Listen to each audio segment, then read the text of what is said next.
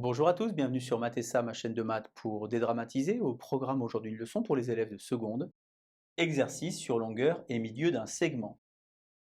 Nous sommes bien entendu dans le chapitre de seconde sur la géométrie repérée. Je vous insère comme d'habitude le lien vers la playlist du chapitre afin que vous puissiez vérifier vos acquis et vos connaissances. Pour tous les exercices de ce chapitre, le plan sera rapporté à un repère orthonormé OIJ. Il y a dans ce chapitre uniquement deux formules que vous devez connaître et qui sont exprimées à l'aide de coordonnées de deux points A et B. A de coordonnées x, a, y, a, b de coordonnées x, b, y, b, naturellement coordonnées exprimées dans le repère OIJ. Première formule qui vous donne donc la longueur du segment AB, la racine carrée de la somme des différences au carré pour les abscisses et pour les ordonnées. Je vous rappelle que la longueur AB et la longueur BA sont les mêmes. On peut donc intervertir ici les positions pour A et B et écrire par exemple XA moins XB. Deuxième formule, celle qui vous donne les coordonnées du milieu d'un segment. Attention par le calcul et non plus par observation. On n'est plus ici dans la lecture graphique. On a donc ici la moyenne des abscisses et ici la moyenne des ordonnées. Moi j'appelle ça également la demi-somme. J'ajoute et je divise par 2. J'ai donc préparé pour vous deux exercices. Le premier qui va donc traiter de la performance de la méthode et le deuxième qui va donc traiter du choix des bonnes propriétés. Vous allez retrouver ici un petit souvenir de la classe de quatrième, les fameux chaînons déductifs. On sait que, si alors, donc. Je vous propose donc de m'écarter, vous allez mettre la vidéo en pause, vous allez tenter de résoudre ces deux exercices préparés pour vous, et on se retrouve évidemment juste après pour les corrections. Alors avant de commencer, un petit point méthode très important, moi je vous conseille vraiment d'écrire les points comme ceci en colonne dans la marge, et d'aligner bien proprement les abscisses et les ordonnées. Et un deuxième point très important également, toujours faire un croquis pour matérialiser la situation. J'aimerais bien ici que ABCD soit un parallélogramme, c'est-à-dire que je fais tourner les lettres ici en étant vigilant, car peut-être que dans un exercice, le quadrilatère s'appellera par exemple ABDC. Alors il y a deux façons de voir un parallélogramme, soit on l'observe au niveau des diagonales, soit on observe ce qui se passe au niveau des côtés. Si on regarde ce qui se passe au niveau des diagonales, vous savez certainement que pour avoir un parallélogramme, il faut que les diagonales se coupent en leur milieu, et on va donc utiliser ici la formule qui traite du milieu. J'appelle donc I le milieu de la première diagonale, comme j'ai fait mon croquis, je vois donc qu'il s'agit de AC. Demi-somme, 1 plus 0, ça fait 1 divisé par 2, 0,5. 3 plus 9, 12, divisé par 2, ça fait 6. Deuxième diagonale, J le milieu de DB ou BD, c'est pareil. J'ajoute 3 plus moins 2, ça fait 1 divisé par 2, 0,5. 7 et 5, 12, divisé par 2, ça fait 6. Les points I et J ont les mêmes coordonnées. En mathématiques, on dit qu'ils sont confondus. On a donc que les diagonales ont le même milieu, et on peut alors affirmer que ABCD est un parallélogramme. Deuxième méthode, on va donc s'intéresser ici à la longueur des côtés. On va utiliser la première formule. Pour calculer AB, puisque j'ai bien écrit mes points comme ceci en colonne, c'est très facile. 3 moins 1, ça fait 2 au carré, 4. 7 moins 3, 4 au carré, 16. J'obtiens alors AB qui vaut racine de 20. Puisque vous êtes en classe de seconde, vous avez certainement quelques connaissances sur les racines carrées. Racine carrée de 20, c'est pareil que 2 racines carrées de 5. Je vous insère le lien vers la vidéo de la classe de seconde qui traite des racines carrées si vous voulez vous entraîner sur cette notion. Pour calculer ici la longueur BC, alors attention, 0 moins 3 ou 3 moins 0, c'est pareil puisqu'au carré ça va faire 9. Plus ici 9 moins 7, ça fait donc 2 au carré, 4.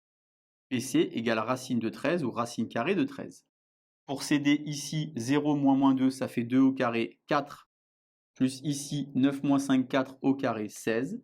CD égale racine carrée de 20. Et enfin pour DA, attention à ne pas vous tromper au niveau des signes, 1 moins 2 ça fait 3 au carré, j'ai donc 9, plus 3 moins 5 ou 5 moins 3, au carré en tout cas 2 ou moins 2 au carré, ce qui va donc faire 4. Et j'obtiens donc DA qui vaut racine carrée de 13. J'ai donc ici racine de 20, racine de 13, racine de 20, racine de 13. Je vais avoir par exemple que AB est égal à CD et que BC est égal à DA. ABCD possède donc des côtés opposés de même longueur.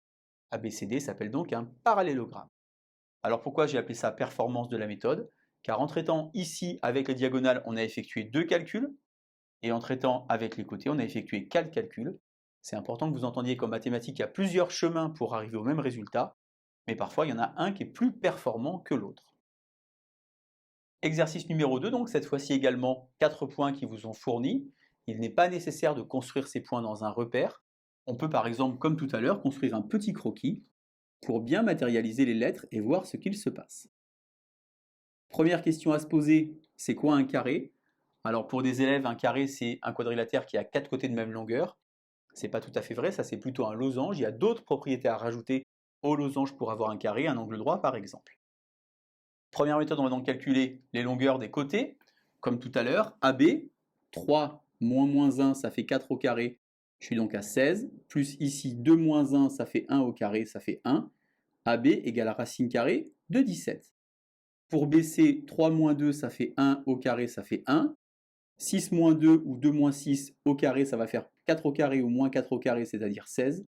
J'obtiens ici BC égale la racine carrée de 17 également. CD, attention, 2 moins 2, ça fait 4 au carré, ça fait 16. Plus 6 moins 5, ça fait 1 au carré, ça fait 1. Également racine carrée de 17. On a donc trouvé 3 fois comme ceci racine carrée de 17. Si vous ne trouvez pas racine carrée de 17 au bout, c'est certainement que vous avez fait une erreur de calcul. DA ici, attention au signe, on ne se trompe pas, ça fait 1 au carré, ça fait donc 1, plus ici 5 moins 1, ça fait 4, au carré 16, racine carrée de 17. Puisque j'ai obtenu que les quatre côtés ont la même longueur, attention, ABCD n'est pas un carré, ABCD est un losange. Je vais donc essayer de voir si par hasard mon losange n'aurait pas d'autres considérations. Je vais calculer par exemple ici la diagonale AC et la diagonale BD, à cet endroit-là et à cet endroit-là. Lorsque je calcule AC, 2 moins 1, ça fait donc 3 au carré 9, plus ici 6 moins 1, ça fait 5 au carré 25. J'obtiens donc AC qui vaut racine carrée de 34. De la même manière pour BD, ici 3 moins 2, ça fait 5 au carré 25, plus ici 2 moins 5 ou 5 moins 2 au carré, ça fait 3 ou moins 3 au carré, ce qui fait donc 9. J'obtiens donc ici BD égale racine de 34. J'ai finalement un losange avec une propriété supplémentaire, celle qui dit que les deux diagonales ont la même longueur. Je peux alors affirmer que ABCD est un carré, car un carré, c'est un losange dont les diagonales ont la même longueur. Deuxième méthode, alors on commencerait de la même manière, je ne vous ai pas réécrit au tableau, par calculer AB, BC, CD et DA, puis on calcule également ici le AC qui est à cet endroit-là, et ce qu'on va faire, c'est qu'on va utiliser une notion que vous connaissez bien, la réciproque du théorème de Pythagore. J'ai donc ici comme mesure racine de 17 pour AB, racine de 17 pour BC et racine de 34 pour AC.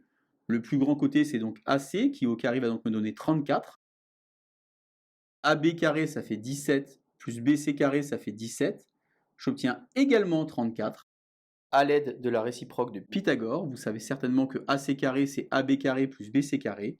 J'ai donc ici un triangle rectangle, même mieux que ça, il est rectangle et isocèle. Ce que je peux surtout affirmer, c'est que j'ai un losange avec un angle droit, et j'ai alors ici un carré. Je pourrais utiliser une autre méthode, par exemple m'intéresser au milieu pour démontrer que j'ai un parallélogramme, m'intéresser ensuite aux longueurs pour démontrer que j'ai un losange, mais je retombe dans le premier exercice. Quelle est la méthode la plus performante? Vous observez finalement qu'ici j'ai effectué 6 calculs. À cet endroit-là, pour la méthode 2, j'aurais effectué 5 calculs plus la réciproque du théorème de Pythagore. Pour démontrer que vous avez un carré, vous ne pouvez pas échapper à 6 calculs. Allez, je vous laisse vous entraîner et je vous dis à bientôt sur Mathessa. Bonne journée!